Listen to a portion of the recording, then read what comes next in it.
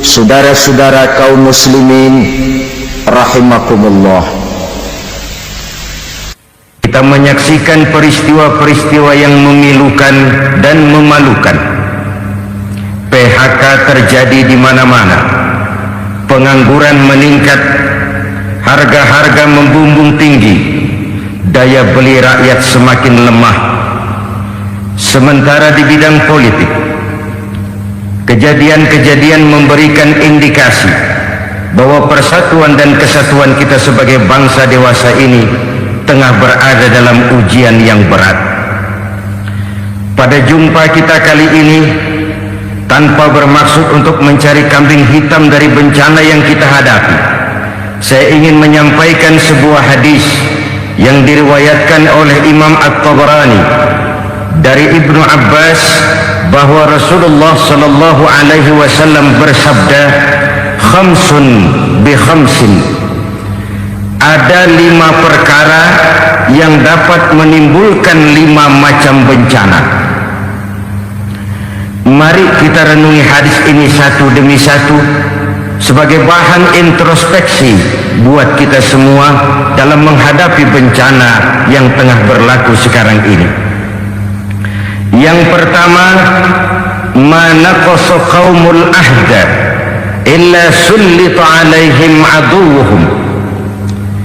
Apabila suatu kaum sudah mengingkari janjinya, maka mereka pun akan dikuasai oleh musuh-musuh mereka.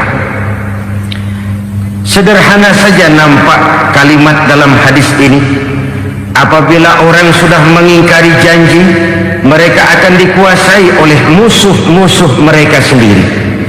Dan musuh kita yang paling utama saat ini adalah kemiskinan dan kebodohan. Kenapa itu terjadi? Karena kita mengingkari janji kita sendiri. Di saat awal-awal berdirinya Orde Baru, kita pernah berjanji untuk melaksanakan Pancasila dan Undang-Undang Dasar 45 secara murni dan konsekuen. Kita berjanji bahwa kita akan menegakkan pemerintah yang bersih dan berwibawa. Itu semua pada permulaannya. Waktu demi waktu berjalan, kita lupa dengan janji yang kita ucapkan itu. Ketuhanan yang Maha Esa kita ucapkan, tapi kesetanan yang luar biasa yang kita lakukan. Kemanusiaan yang adil dan beradab yang kita dengungkan, tetapi kemanusiaan zalim dan biadab yang kita praktekkan.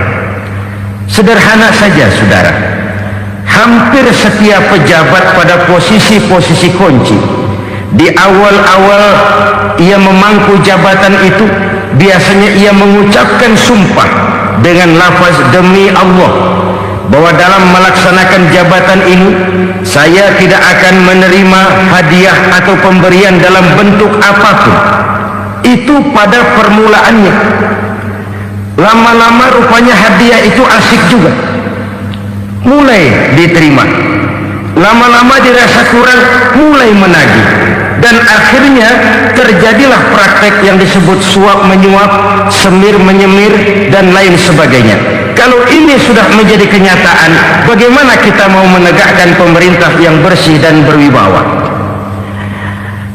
Undang-Undang Dasar 45 menyatakan bahwa bumi, air, dan seluruh kekayaan negara dikelola oleh negara bagi sebesar-besar kemakmuran rakyat. Yang terjadi adalah bahwa kita merasa mewakili rakyat untuk menikmati harta dan kekayaan negara, sehingga rakyat banyak tidak bisa ikut menikmatinya. Menumpuklah harta itu sehingga terjadilah pepatah, gunung ditimbun, sumur digali. Yang kaya semakin kaya, yang miskin semakin terpuruk. Kita ingkar dengan janji yang kita ucapkan di awal-awal kita bergerak. Kita ingkar dengan janji pada saat kita mengatakannya dengan menyebut nama Allah, dengan mempertaruhkan nama Tuhan, sehingga pada akhirnya jabatan pun mengalami tender. Sudah menjadi rahasia umum, orang mau jadi lurah mesti mengeluarkan uang, mau jadi camat mesti mengeluarkan uang, mau jadi wali kota, bupati, bahkan gubernur, itu ada pasarannya. Secara logika, Kalau orang memperoleh satu jabatan karena banyak mengeluarkan uang, tentu pada saat ia mengeluarkan uang, ia sudah punya pemikiran, modal pasti pulang, modal pasti kembali. Kalau orang memperoleh suatu jabatan karena banyak mengeluarkan uang, maka langkah pertama yang dia lakukan setelah memangku jabatan itu ialah bagaimana uang bisa kembali, bagaimana modal bisa pulang. Kalau modal sudah pulang, pikiran berikutnya bagaimana supaya dapat untung. Lalu kapan mau bekerja untuk kepentingan rakyat, itu nomor 18. Kemudian kalau ada proyek-proyek besar, pertanyaannya ialah bukan apakah proyek ini bermanfaat bagi rakyat, apakah proyek ini layak untuk diteruskan, tetapi yang jadi pertanyaan paling utama ialah bagian saya berapa duit dari proyek ini. Kita bisa lihat proyek, mega proyek lahan 1 juta hektar di Kalimantan Tengah, triliunan rupiah, dan proyek itu gagal. SD Impres bulan ini diresmikan, bulan depan retak. Jembatan-jembatan bulan ini gunting pita, bulan depan runtuh. Kita ingkar dengan janji. Kita berkata kita bekerja untuk kepentingan rakyat, tapi kita tidak pernah mengenal rakyat itu. Apabila suatu kaum sudah mulai mengingkari janji, maka mereka akan dikuasai oleh musuh-musuh mereka. Akibatnya tersusunlah barisan-barisan sakit hati yang makin lama makin menjadi bola salju, menggelinding membesar, dan kemudian terjadilah hal-hal yang tidak kita inginkan lagi. Apabila suatu kaum sudah mengingkari janji, maka mereka akan dikuasai oleh musuh-musuh mereka. Ini penyebab bencana yang pertama. Kita tidak konsekuen. Tadinya kita dengan lantang teriak-teriak berantas korupsi, ganyang korupsi, pada waktu kita belum mendapat kesempatan. Setelah kita naik punya kesempatan, rupanya korupsi enak juga dirasa. Terjadi pergeseran nilai, orang luntur, kehilangan idealisme awal. Lalu untuk menghibur diri, menutup kesalahan, kita gunakanlah pepatah bahwa tidak ada gading yang tak retak, bahwa kita harus mikul tur mendem jero. Itu semua cuma sebagai dalih agar kesalahan kita tidak dibicarakan orang lain. Padahal kita sendiri yang mengingkari janji. Kita yang keluar dari komitmen awal kita. Kita berjanji melaksanakan Pancasila dan Undang-Undang Dasar 45 dengan murni dan konsekuen. Kita berjanji untuk menegakkan pemerintah yang bersih dan berwibawa. Namun dalam kenyataannya itu tidak kita laksanakan dengan sebagaimana mestinya. Kita bergeser, kita mengalami proses degradasi, peluncuran nilai, dan akhirnya terbentuklah barisan-barisan sakit hati yang semakin lama semakin membesar itu. Kita harus introspeksi. Memang kalau zaman sedang susah, biasanya kambing hitam laris, tukang kompor gentayangan. Itu dari dulu selalu mencari kambing hitam. Karena itu kita tidak bicara orang, kita tidak bicara siapa yang salah, kita bicara sistem, dan sistem itu bisa mengena siapa saja. Kalau orang sudah mulai mengingkari janji, bergeser dari komitmen awal, itu sudah mulai ia mengalami proses peluncuran, proses degradasi. Ini penyebab yang pertama. Kita tidak lagi konsekuen bahwa bumi, air, sumber daya alam adalah milik negara, dikuasai oleh negara, digunakan bagi sebesar-besar kemakmuran rakyat. Ternyata rakyat yang makmur itu tidak merupakan gambaran yang menyeluruh dari rakyat kita. Undang-undang dasar kita menganut ekonomi kekeluargaan, tapi yang kita praktekkan adalah ekonomi keluarga. Kalau bukan keluarga nggak dapat proyek, kalau bukan keluarga nggak dapat macam-macam. kekeluargaan kita rubah menjadi keluarga, timbullah penyakit nepotisme. Kita bergeser, kita ingkari janji, dan kita anggap kita atasnamakan rakyat. Rakyat cuma sekedar jadi adres, rakyat cuma sekedar jadi alamat, tetapi kehidupan mereka tidak banyak berubah dan tidak banyak terangkat. Kaum muslimin rahimakumullah, ini penyakit yang pertama, penyebab bencana yang pertama. Yang kedua, kata Nabi, wa ma hakamu bighairi ma anzalallah, apabila hukum yang diterapkan sudah tidak lagi bersumber dari hukum Allah, illa fasya fihimul faqru, maka akan bertebaranlah kemiskinan di mana-mana. Ini artinya apa?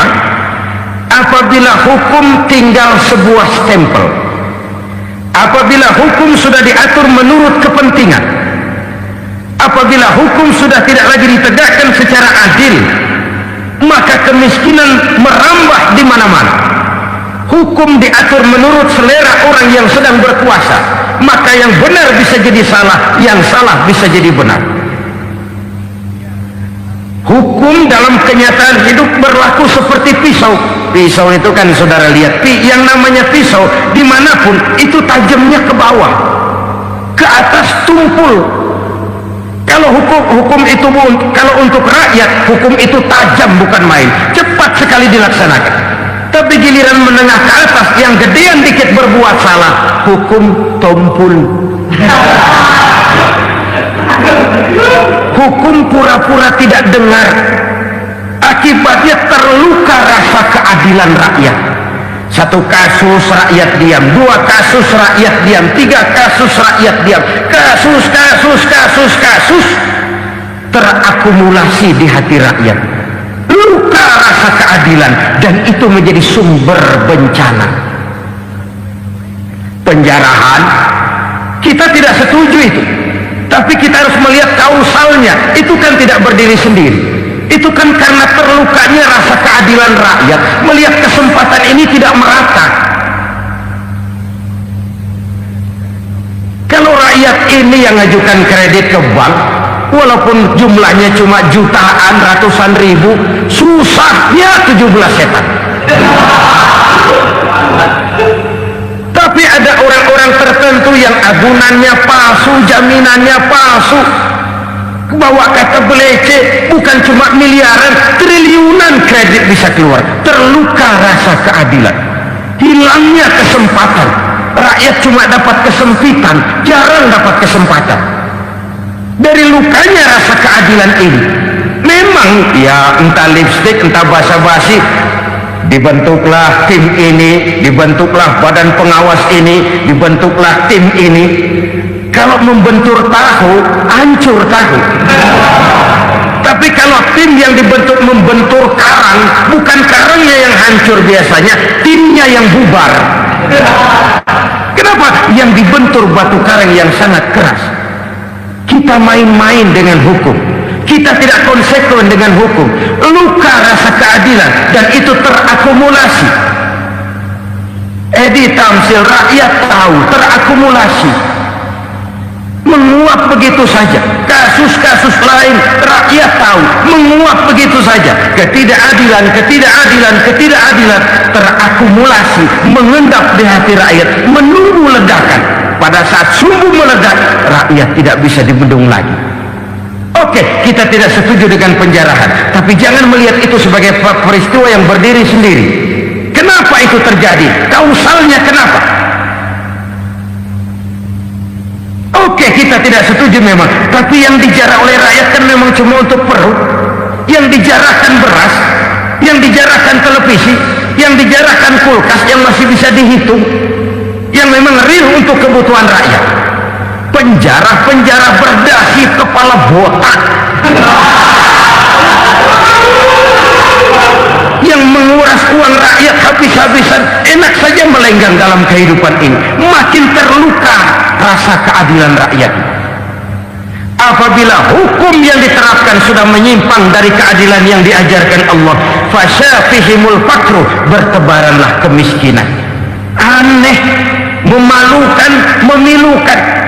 Sebuah negara agraris yang katanya pulaunya hijau royo-royo, kemari panah jenawi toto tentem kertora harjo, yang tahun 93 pernah mendapat penghargaan dari FAO, Badan Pangan Sedunia, sebagai negara yang berhasil dalam swasembada pangan. Sekarang ini kita terpaksa betul beli beras dari Vietnam, beli beras ke Kamboja, beli kedelai dari Kamboja. Kenapa? Lahan sawah kita habis ditanami pabrik. Teknologi kita, teknologi loncatan yang non-applied, tidak terpakai oleh kita.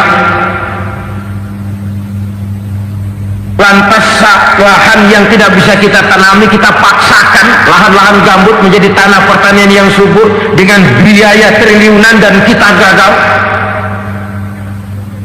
Kita cari jarum dan kapak hilang. Kita mau jadi negara industri dengan loncatan teknologi yang maju, kita lupakan pola pijak kita sebagai negara agraris, dan akhirnya kita kecolongan. Lihatlah dewasa ini, rakyat kita antri sembako di mana-mana. Di sebuah negara agraris, ketidakadilan melahirkan kemiskinan, kemiskinan moral dan kemiskinan material. Kemiskinan moral, rakyat nggak percaya lagi sama pejabat. Rakyat mengalami krisis figur. Orang ala lu ngomong nggak main ber.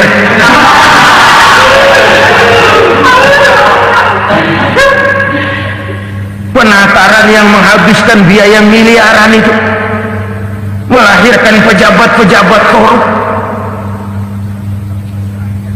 Pengawasan yang menghabiskan biaya miliaran itu ternyata impoten, mandul.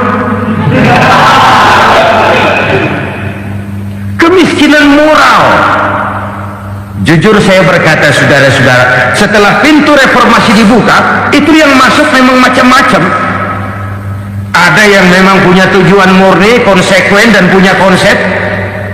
Ada yang nunggu di tikungan, begitu mobil lewat nyamber pintu, berangkat ikut reformasi.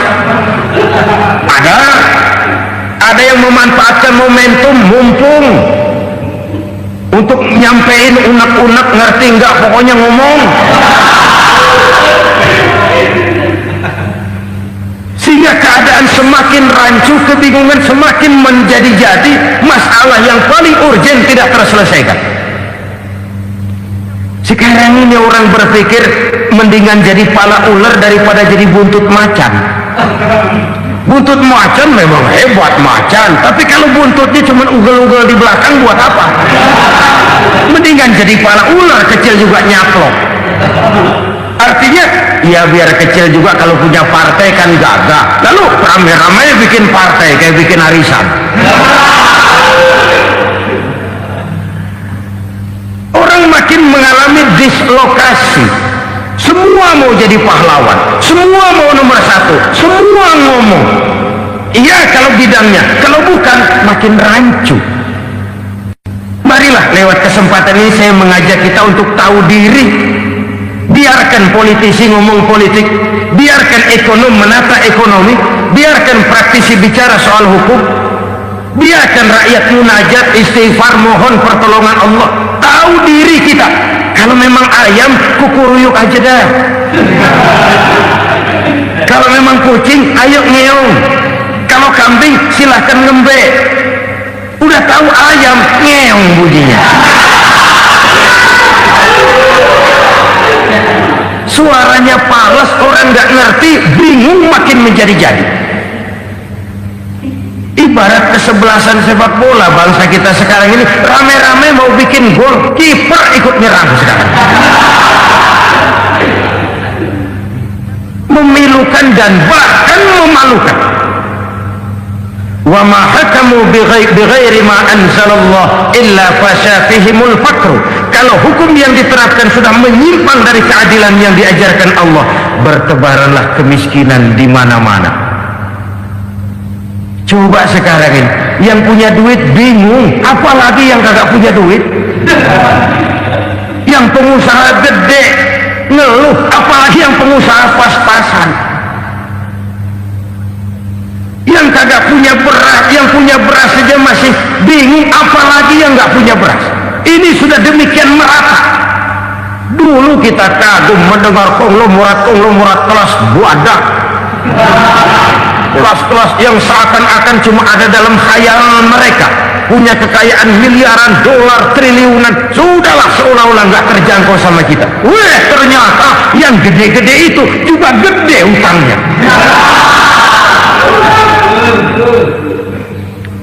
Dan rontok satu demi satu. Ternyata rakyat selama ini cuma dialamatkan, cuma dijadikan address. Rakyat yang tidak banyak ngerti persoalan ini harus menanggung hidup ini begini berat, harus menanggung beban hidup ini begini tinggi, daya beli semakin lemah, semakin terpuruk dan terpuruk, sedang keadaan belum juga banyak berubah. Yang hutan sama luar negeri itu kan bukan rakyat kecil, Cianur. Yang banyak nyimpen dolar juga kan Ciano. Rakyat kecil bocah kampung mah jangankan nyimpen dolar, ngelihat juga tumben. Kemana kita mesti bercermin? Sekali lagi saya mengatakan, maaf, kita tidak bermaksud mencari kambing hitam. Karena itu kita tidak bicara orang, kita bicara sistem, kita bicara keadaan. Beginilah yang dikatakan Nabi, penyebab timbulnya bencana, hukum yang ditegakkan tidak lagi berorientasi kepada keadilan, tapi berorientasi kepada kepentingan. Akhirnya bentuk hukum seperti pisau, tajam ke bawah, tumpul ke atas. Hukum cuma buat rakyat kecil, tetapi kelompok menengah ke atas kadang-kadang kebal dari perlakuan hukum. Maka bertebaranlah kemiskinan. Iya, kemiskinan moral berupa lukanya rasa keadilan. Kalau rasa keadilan terluka, orang kan nunggu kesempatan, saudara. Iya, dia nggak bisa ngomong, iya dia nggak sanggup action, iya dia nggak bisa tunjuk rasa, tapi hatinya kan, kapan ada kesempatan, kapan ada waktu, tunggu. Hatinya mesti begitu, sehingga begitu ada kesempatan terjadilah hal-hal yang tidak terhindarkan. Dan itu ekses, bukan reformasi. Jangan seperti sebuah dialog saya dengan seorang abang beca. Saya bertanya, bang, ya, abang tahu nggak reformasi? Tahu. Ustadz, apa? Pembakaran. Terus penjarahan, lalu perkosaan. Itu reformasi. Itu yang saya lihat. Nah, itu yang dia lihat. Saya tentu tidak menyalahkan abang beca kita, karena memang itu yang dia lihat dan sejauh itu wawasannya. Tapi ini indikasi bahwa banyak rakyat kita yang belum bisa menggunakan kebebasan secara bertanggung jawab. Padahal kebebasan tanpa tanggung jawab tirani. Sebuah contoh gampang-gampangan. Saya beli radio, saya setel di kamar saya, lalu saya bilang, ini radio gue, yang beli gue, pakai duit gue setel di kamar gue, sekeras-kerasnya, gak ada urusan sama orang lain. Itu kata saya. Tetapi tetangga saya sebelah rumah kan boleh juga ngomong begitu. Kata tetangga saya, ini mata gue, yang ngantuk gue tidur di kamar gue, kenapa suara radio lu nyampe kemari? Artinya apa ini? Kebebasan saya nyetel radio dibatasi oleh kebebasan tetangga saya yang mau tidur. Tidak ada kebebasan mutlak. Kebebasan mutlak tanpa tanggung jawab kembali akan melahirkan tirani, kembali akan melahirkan pemaksaan kehendak. Dan itu lagi-lagi bukan demokrasi. Saudara-saudara kaum muslimin rahimakumullah, ini penyakit yang kedua, lukanya rasa keadilan, terutama di kalangan rakyat kecil. Itu mengendap menjadi akumulasi dan menunggu giliran kapan bisa dimuntahkan. Dengan kata lain, rakyatnya udah banyak banget makan yang perutnya jadi enak, nyelam. Kapan nunggu muntahnya? Udah begini banyak akumulasi yang mereka dipendam di perut ini, sehingga ketika terjadi kesempatan itu sudah tidak terkendalikan lagi, kita out of control. Saya tidak mentolerir sikap-sikap kekerasan, bahkan saya lebih cenderung bahwa kalau di rumah kita banyak tikusnya saja racuni, jangan rumah dibakar. Bahwa ada korupsi, ya, ada kolusi, memang ada nepotisme, tentu, tetapi tikusnya saja racuni, jangan rumah dibakar. Masa mau ngusir tikus bakar rumah? Tikusnya lari, tikusnya selamat, rumahnya ewes-ewes.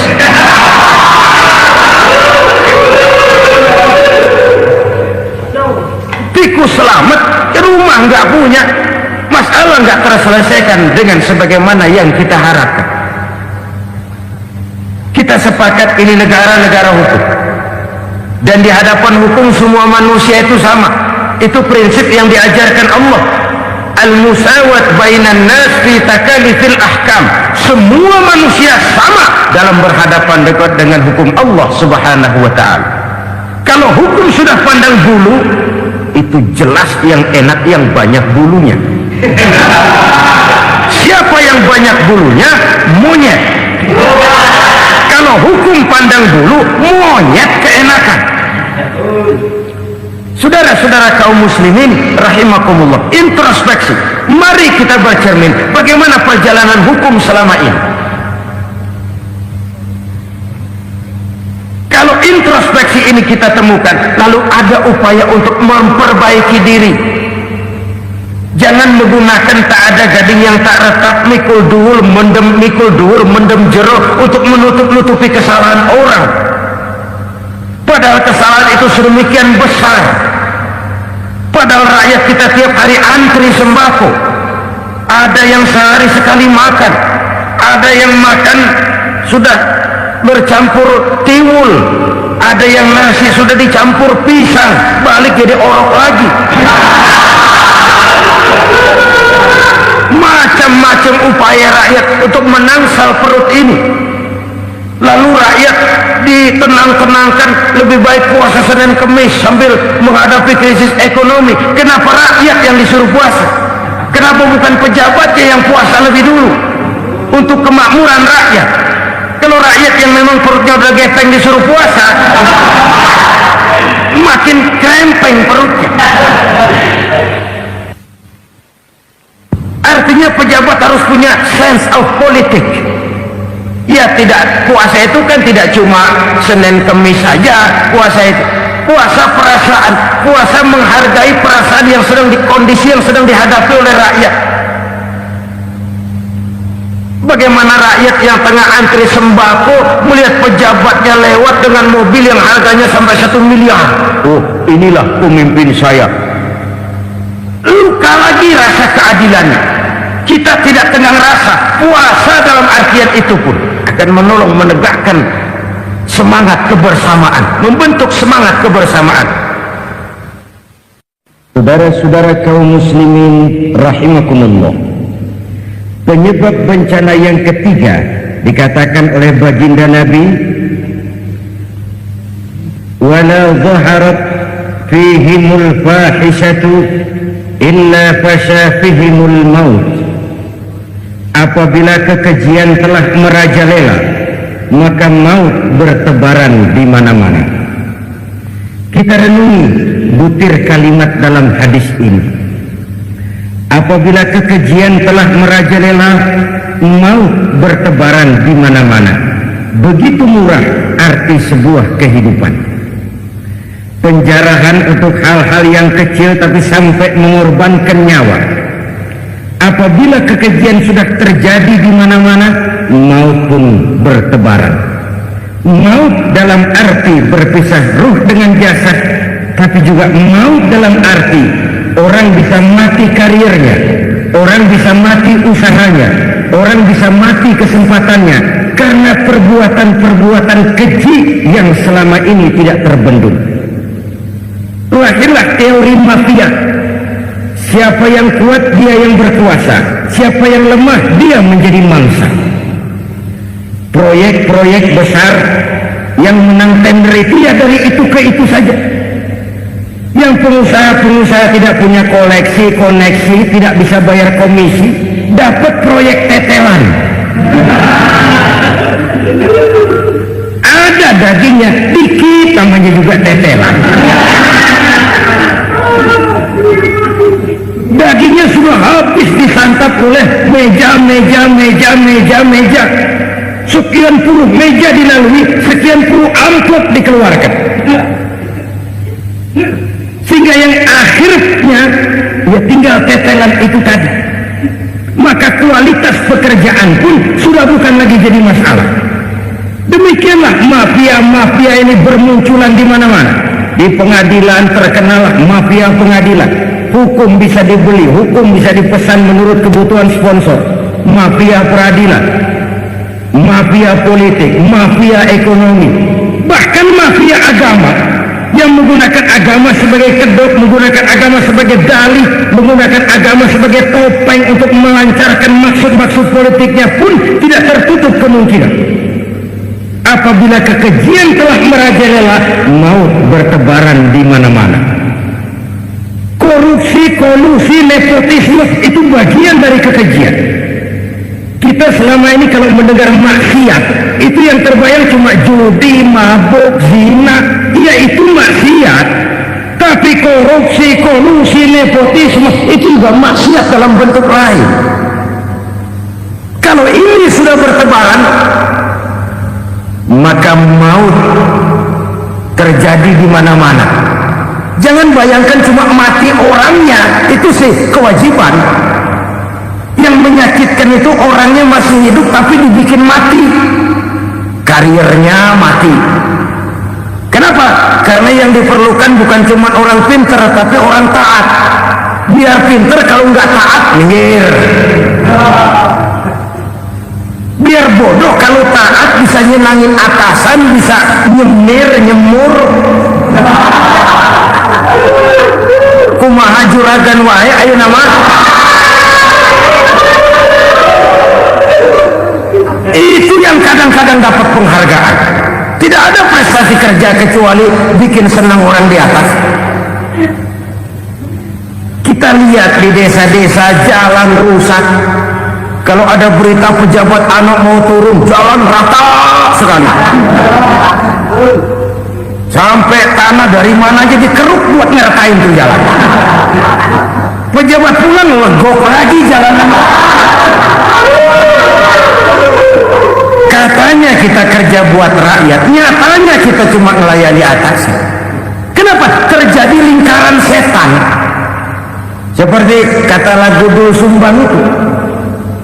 Mahasiswa takut sama dosen, dosen takut sama dekan, dekan takut sama rektor, rektor takut sama menteri, menteri takut sama presiden, presiden takut sama mahasiswa. Muter balik lagi, lingkaran setan, lingkaran setan. Saudara-saudara kaum muslimin rahimakumullah, kekejian yang merajalela, praktek-praktek mafia yang tertuang dalam kehidupan sehari-hari menyebabkan orang mati karirnya, jasad masih hidup, karir mati, itu menyakitkan. Mati bisnisnya.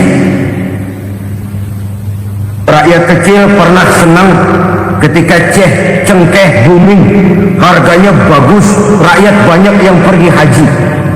Lalu mau ditata, lahir tata niaga cengkeh, malah amburadul. Harga cengkeh jatuh, petani cengkeh kecil menjerit. Siapa yang untung? Segelintir orang. Masihkah kita pakai atas nama rakyat untuk kepentingan nasional, padahal yang nyanyi cuma segelintir orang? Masihkah kita mau bohongi rakyat ini dengan mobil nasional tapi bikinan Korea? Masihkah kita mau bermain verbalisme, bermain kata? Ini sebuah masa lalu yang tidak perlu terulang lagi untuk masa-masa yang akan datang. Kekejian merajalela, orang mati karir, bisa mati usaha, mati bisnis. Usahanya maju, dirangkul, hancur. Usahanya maju, dipukul, hancur, tenggelam. Bahkan yang memilukan dan memalukan badan-badan usaha milik negara itu dikebiri sedemikian rupa sehingga tidak menghasilkan hal-hal yang bermanfaat buat negara. Saudara-saudara kaum muslimin rahimakumullah, kalau nafsu yang sudah mengatur itu semua, maka kekejian pun merajalela. Orang sudah pakai teori mafia, yang kuat dia yang menang, yang kuat dia yang berkuasa, yang lemah silakan minggir di sudut-sudut kehidupan. Kalau kekejian seperti ini merajalela, maut bertebaran di mana-mana. Banyak orang mati karirnya, banyak orang mati usahanya, banyak orang mati imajinasinya. Sekarang ini dalam dunia seni, yang banyak karyawan seni, bukan seniman. Seniman itu kan dilahirkan, lain seniman, lain karyawan seni. Sekarang yang banyak karyawan seni, bukan seniman. Mati karir, mati imajinasi, mati improvisasi, sehingga kehidupan persis sinetron. Sinetron itu yang kita lihat rumah mewah, yang kita lihat rumah bagus, gak pernah kita lihat di sinetron kita ini rakyat antri sembako.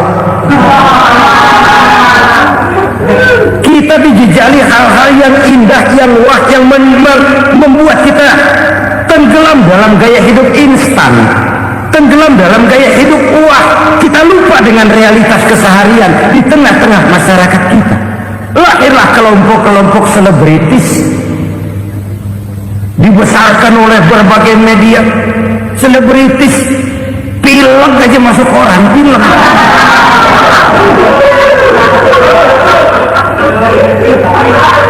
Rakyat yang pingsan antri beras nggak masuk koran. Rakyat yang semaput antri minyak nggak masuk koran. Selebritis panok masuk koran.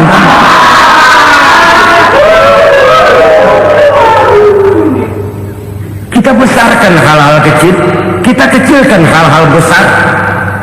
Kenapa? Kita mengejar oplah, kita profit oriented, tidak lagi berorientasi kepada realitas hidup yang kita hadapi ini. Kalau kekejian sudah merajalela, kata Nabi, maka maut bertebaran di mana-mana. Maut dalam artian maut, coba lihat sekarang begitu murah nyawa. Karena 1000 perak orang mau nusuk bunuh. Karena beras seliter orang khilaf, begitu murah kehidupan. Tapi kekejian dalam bentuk korupsi, kolusi, nepotisme, kekejian dalam bentuk itu mematikan karir, mematikan bisnis, mematikan imajinasi, mematikan kreativitas. Itu juga maut dalam bentuk lain akibat kekejaman lain. Ini penyebab yang ketiga. Yang keempat, penyebab bencana menurut baginda Rasul, wala tukhfiful mikyala illa muni'un nabat. Apabila timbangan sudah dicurangi, maka tercegahlah tumbuh-tumbuhan. Apabila timbangan sudah mulai curang, maka terjadilah musim paceklik. Apabila bisnis sudah bergaya mafia tadi itu, kecurangan-kecurangan terjadi, tender di balik pintu, yang dimenangkan cuma kelompok-kelompok yang bisa memberikan presentasi yang besar, muni'un nabat, terjadilah paceklik. Paceklik, panen gagal, wereng ya wereng, kemarau panjang, it's okay, air sulit, iya, tetapi kan semua itu ada yang ngatur. Kemarau ada yang ngatur, belalang itu ada yang ngatur, air itu juga ada yang ngatur. Yang ngatur itu yang serba maha. Kalau ia murka melihat kecurangan timbangan, Allah itu kalau murka kan gampang saja, tinggal komandoin balang, lang, hancurin tuh sawah. Konvoy belalang, konvoy. Allah tinggal ngutik angin El Nino. Mampir lo ke Indonesia, hujan nggak turun-turun, kemarau panjang. Jadi kalau musim kemarau kan namanya anginnya El Nino. Kalau musim hujan anginnya namanya La Nina. Cakep namanya, kejem orangnya. Saudara lihat Cina sekarang sedang kena La Nina, banjir besar, ribuan orang meninggal. Dia mah ribuan mati kagak berasa, rakyatnya miliaran. Bangladesh lagi ngalami La Nina, India lagi ngalami La Nina. Angin, hujan, kemarau, belalang itu kan ada yang ngendaliin. Kuncinya bukan di belalangnya, kuncinya bukan di peredaran matahari berputar, kuncinya di atas yang mengatur semua itu. Kalau timbangan sudah mulai curang, pengusaha sudah nggak mau jujur, apa enggak bikin perut jadi mual. Begitu rakyat antri sembako pingsan nggak dapat beras, sementara beras ditumpuk-tumpuk sampai membusuk. Kemana hati nuraninya? Kemana akal pikirannya? Kemana mereka yang berbuat atas nama rakyat tapi melihat rakyat susah tidak tergerak hatinya? Apabila timbangan sudah mulai dicurangi, bisnis sudah mulai melenceng, maka terjadilah paceklik. Sebuah negara yang berhasil dalam swasembada pangan, lalu sekarang menjadi negara yang rakyatnya antri untuk memperoleh kebutuhan pangan. Saudara-saudara kaum muslimin rahimakumullah, ini intinya adalah kecurangan. Kalau kecurangan sudah terjadi di mana-mana, dan ini milik siapa saja, bukan soal tempat, bukan soal jabatan, soal manusianya, SDM-nya. Kecurangan tidak cuma terjadi di kantor, di masjid bisa terjadi kecurangan. Korupsi tidak hanya bisa terjadi di kantor, di madrasah bisa ada korupsi. Faktor manusianya, ini soal SDM. Kecurangan yang besar tentu besar lagi kerugiannya. Kecurangan yang kecil, kecurangan sehari-hari, pedagang-pedagang kecil ngurangi timbangan, barang yang buruk dikatakan baik, yang baik dikatakan buruk, itu merugikan perorangan. Kecurangan yang besar merugikan bangsa dalam bentuk total, dalam bentuk seutuhnya. Nah, kecurangan-kecurangan seperti ini rakyat kan lihat, rakyat kan tahu, dan itu kembali terakumulasi di sini, pegel. Dan jangan lupa, rakyat yang nggak ngomong itu, rakyat yang nggak bersuara itu, batinnya menjerit, jeritannya menggoncang aras, dan itu didengar Allah. Yadullah fauqal jamaah, kata Nabi, tangan Tuhan di atas orang banyak. Jeritan hati rakyat menggoncang aras. Rakyat yang terlalu banyak dizolim, rakyat yang terlalu banyak dirugikan, ya rakyat yang terlalu banyak di atas namakan, menjerit batinnya, menggoncang aras, dan Allah bisa menggerakkan apa saja untuk membuat satu situasi. Allah bisa menggerakkan apa saja untuk membuat satu situasi. Saudara-saudara kaum muslimin rahimakumullah, ini faktor yang ketiga, timbulnya kecurangan. Faktor yang keempat maksud saya. Yang kelima, penyebab timbulnya bencana menurut baginda Nabi, wala muni'uz zakat wala muni'uz zakat illa hubbisa anhumul qatr. Apabila zakat enggan dibayar, maka tercegahlah qatrun. Qatrun ini kalau bahasa kita sembako. Maka tercegahlah kebutuhan-kebutuhan yang kita perlukan. Ini, kita tidak meragukan bahwa yang kita tuju adalah masyarakat yang adil dalam kemakmuran dan makmur dalam keadilan. Nah, antara kemakmuran dan keadilan ini memang sering tidak bisa berjalan seiring. Pada saat kemakmuran kita kejar, ekonomi kita pacu, ada nilai-nilai keadilan yang tertinggal. Pada pada saat nilai keadilan kita tegakkan benar-benar, ada unsur-unsur kemakmuran yang terabaikan. Oke, kita bisa mengatakan kasus. Oke, kita bisa mengatakan itu sebagian kecil. Tapi kalau sebagian kecil, lama-lama kan jadi sebagian besar. Oke, kita mengejar kemakmuran. Pertanyaannya, kemakmuran untuk siapa? Oke, kita berikan kelompok tertentu kue yang besar dengan harapan nanti dia bagiin kuenya kepada yang kecil-kecil. Tapi kenyataan, mereka yang dapat kue besar akhirnya malah lupa diri dan lupa daratan. Mau makin besar, malah memeras yang kecil-kecil ini. Sekarang kan yang kecil modali yang besar. Ramai-ramai buka bank, ternyata kamuflase. Uang banknya untuk kredit perusahaannya sendiri. Nasabahnya rakyat kecil. Artinya apa? Rakyat kecil disuruh modalin orang yang udah gede. Ini kan sumber geledek urusan.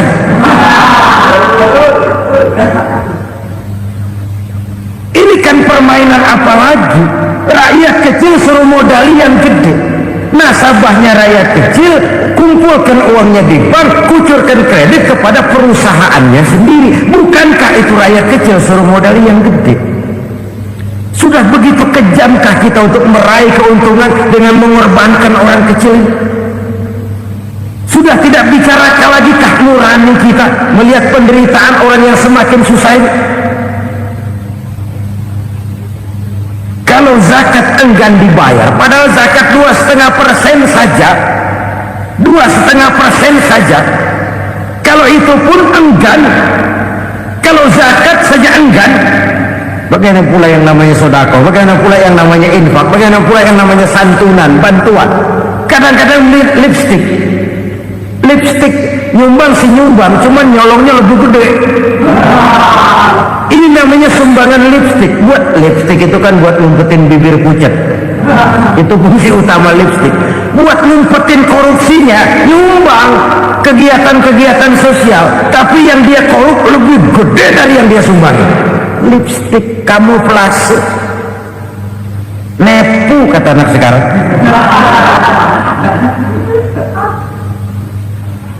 Saudara-saudara kaum muslimin rahimakumullah.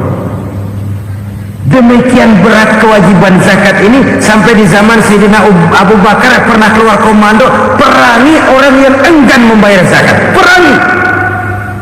Karena fungsi zakat adalah menjembatani antara si kaya dengan si miskin. Bahwa ada kemiskinan itu Qur'ani. Allah menyatakan, aku melebihkan rezeki sebagian kamu dari yang lain. Ini kan kesenjangan. Allah melebihkan rezeki sebagian kamu dari yang lain. Ada itu. Tetapi itu berjalan secara nature. Nah, kalau direkayasa, yang kaya semakin kaya, yang miskin semakin terpuruk, yang sudah besar dapat proyek besar, yang kecil dapat tetelan. Ini kan rekayasa namanya. Kesenjangan yang direkayasa ini yang kita harus kikis. Nah, fungsi zakat menjembatani dari sisi sosial. Dari sisi pribadi, Nabi berpesan, zakku amwalakum bizzakat. Bersihkan hartamu dengan zakat. Sekarang ada istilah nyuci uang. Uang hasil korupsi itu bisa dicuci, dijadikan uang bersih. Bukan pakai rinso, bukan. Pakai politiknya koruptor, diolah sedemikian rupa sehingga jadi uang resmi. Sudah memutik, itu termasuk yang disebut kejahatan kerah putih, white collar crime, kejahatan kerah putih, kejahatan pakai dasi, kejahatan kelas kakap. Makanya orang mendingan goblok kagak bener daripada pinter kagak bener. Goblok kagak bener itu gampang ngurusinnya. Pinter kagak bener, ini yang berabe bener ngurusinnya.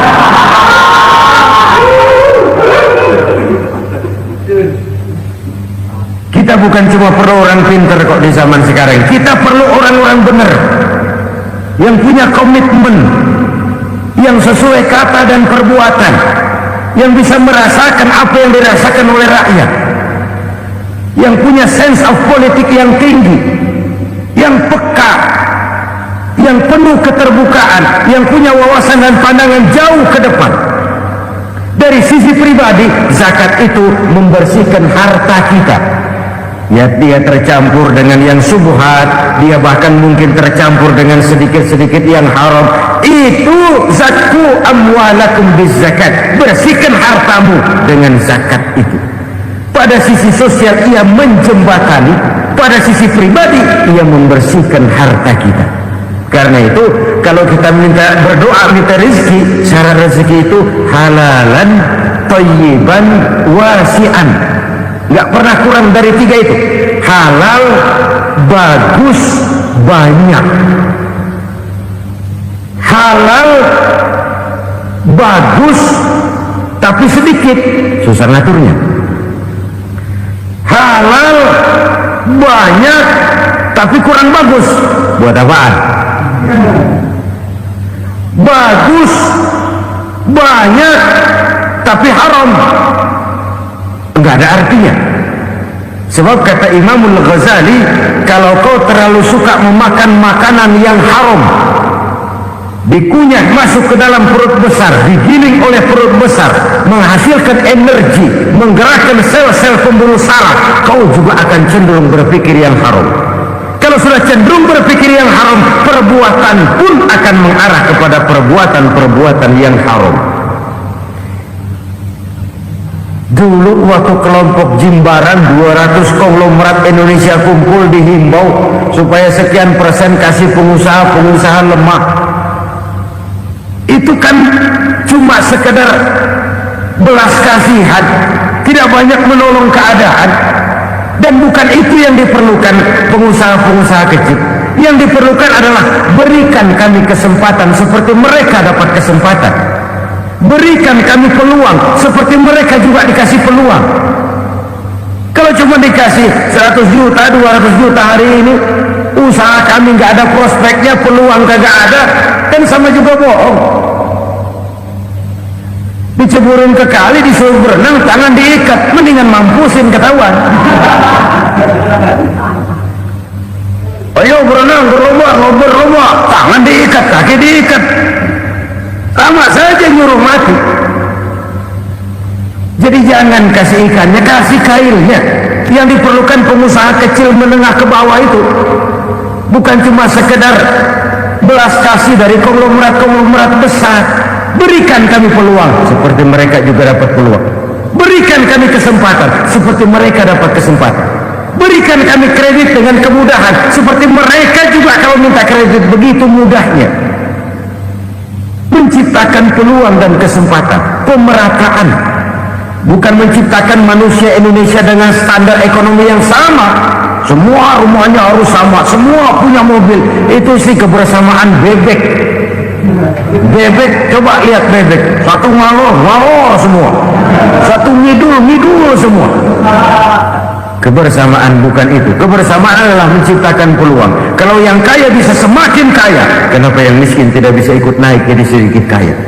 Kalau pengusaha yang sudah kuat bisa bertambah menjadi kuat dengan proyek mega proyek, kenapa yang menengah tidak bisa ikut menjadi kuat? Dan kenapa kekejian-kekejian itu merajalela? Kita dengar lewat berita-berita PLN tekor, PLN utang. Kenapa? Dia beli listrik dari swasta yang belinya lebih mahal daripada penjualannya. Artinya dia beli listrik dari perusahaan listrik swasta, dia jual kepada rakyat lagi. Harga jualnya lebih murah daripada dia beli kepada swasta. Kenapa? Ada tekanan lagi tuh. Biasa siklus lagi. Hukum Boyle. Atas neken, paling bawah gepeng. Ya kita nih rakyat kecil, emang nasibnya gepeng-gepeng terus. Saudara-saudara kaum muslimin rahimakumullah, dari 5 penyebab bencana ini kita ambil kesimpulan untuk sebuah renungan dan introspeksi kita bersama. Pertama, mengingkari janji. Padahal janji itu yang lebih tinggi nilainya adalah di hadapan Allah Subhanahu wa Ta'ala. Baik wakil-wakil rakyat di parlemen maupun pemimpin-pemimpin rakyat di dalam kabinet, apabila memangku suatu jabatan, selalu mereka mengawali dengan sumpah, dan sumpah itu dimulai dengan demi Allah. Sadarkah kita pada saat itu kita ucapkan bahwa kita sudah mempertaruhkan Allah untuk jabatan yang kita pegang? Kita sudah mempertaruhkan nama Allah untuk posisi yang dipercayakan kepada kita. Sadarkah kita bahwa menyia-nyiakan itu satu dosa yang sangat besar, yang tidak hanya kepada Allah tetapi juga kepada rakyat yang kita wakili, kepada rakyat yang kita pimpin. Cukuplah sudah rakyat dijadikan adres, umat dijadikan alamat sebagai numpang. Marilah kita kembali kepada komitmen awal dengan jujur kepada janji kita sendiri. Lalu yang kedua, kekejian, baik berupa korupsi, kolusi, nepotisme, dan perbuatan-perbuatan lain akan melahirkan kemiskinan. Kekurangan pangan bukan satu-satunya yang menyebabkan rakyat menderita. Lukanya rasa keadilan terakumulasi di hati rakyat, dan jeritan hati rakyat mengguncang aras. Kalau Allah murka, Allah bisa melakukan apa saja untuk menciptakan suatu kondisi. Faktor yang ketiga adalah praktek mafia menebarkan maut, baik orang yang mati jasad dan rohaninya maupun orang yang mati kariernya, mati kejujurannya, mati usahanya, mati imajinasinya. Hilang kreativitas kita sebagai bangsa. Faktor yang keempat, kecurangan-kecurangan di bidang usaha, di bidang tender, mengandalkan menjual kekuasaan. Dan memang repot kalau penguasa jadi pengusaha. Mau atau tidak mau, kebijakan-kebijakan kekuasaannya akan memperkuat jaring-jaring usahanya. Dan pada saat itu objektivitas sulit ditemukan lagi. Lalu yang kelima, keengganan membayar zakat, menumpuknya kekayaan negara pada kelompok-kelompok tertentu. Ini akan melahirkan paceklik yang berkepanjangan. Menumpuknya kekayaan dan harta negara pada kelompok-kelompok tertentu akan melahirkan paceklik dan kemiskinan yang berkepanjangan. Marilah kita sadar, marilah kita merenung bahwa keengganan kita membayar zakat menciptakan pemerataan pada akhirnya akan menjadi musibah buat kita semua. Saudara-saudara kaum muslimin rahimakumullah, sekian dulu jumpa kita kali ini. Mudah-mudahan yang saya sampaikan dari hadis riwayat Imam Tabrani ini menjadi bahan introspeksi buat kita semua. Tidak akan seorang muslim jatuh dua kali di tempat yang sama. Semua merupakan pelajaran untuk kita jadikan introspeksi guna menata hari esok yang lebih baik daripada hari ini. Reformasi harus terus berlanjut, tidak bisa dan tidak perlu dikendalikan, tapi harus tetap dengan landasan akhlakul karimah sesuai dengan budaya kita sebagai bangsa. Terima kasih atas perhatian saudara. Mohon maaf atas segala kekurangan. Jumpa lagi lain kesempatan insyaallah. Usikum wa nafsi bitaqwallah. Terima kasih yang telah mendengarkan tausiah almarhum Kiai Zainuddin MZ.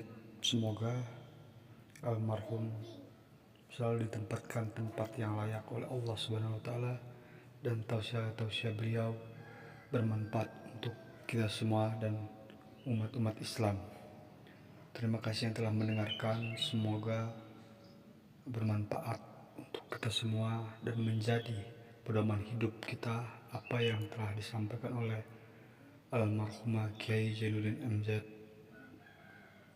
dalam tausiah beliau. Cukup sekian dan terima kasih. Wassalamualaikum warahmatullahi wabarakatuh.